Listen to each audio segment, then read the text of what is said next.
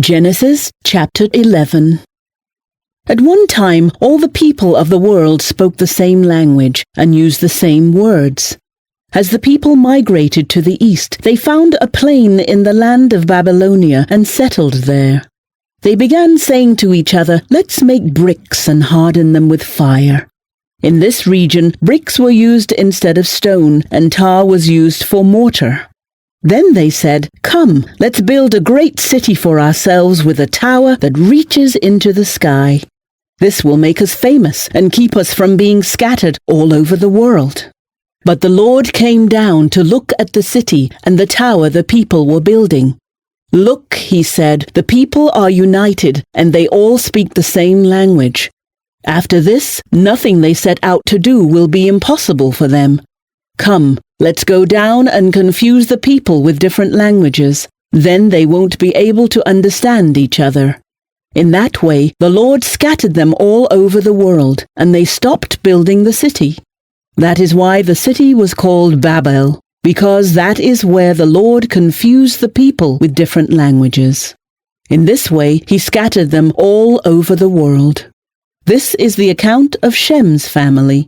2 years after the great flood, when Shem was 100 years old, he became the father of Arphaxad. After the birth of Arphaxad, Shem lived another 500 years and had other sons and daughters. When Arphaxad was 35 years old, he became the father of Shelah. After the birth of Shelah, Arphaxad lived another 403 years and had other sons and daughters.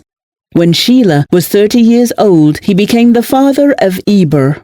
After the birth of Eber, Shelah lived another 403 years and had other sons and daughters. When Eber was 34 years old, he became the father of Peleg. After the birth of Peleg, Eber lived another 430 years and had other sons and daughters. When Peleg was 30 years old, he became the father of Reu. After the birth of Reu, Peleg lived another 209 years and had other sons and daughters. When Reu was 32 years old, he became the father of Serug. After the birth of Serug, Reu lived another 207 years and had other sons and daughters. When Serug was 30 years old, he became the father of Nahor.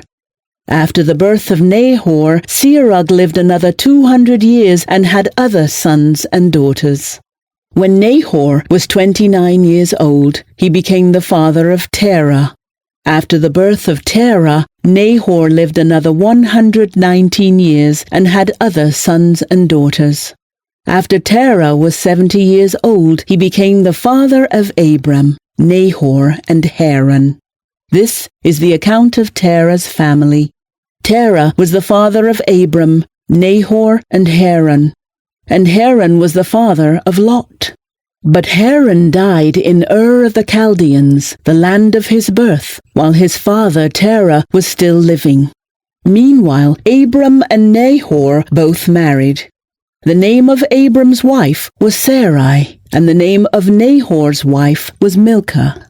Milcah and her sister Iscah were daughters of Nahor's brother Haran. But Sarai was unable to become pregnant and had no children.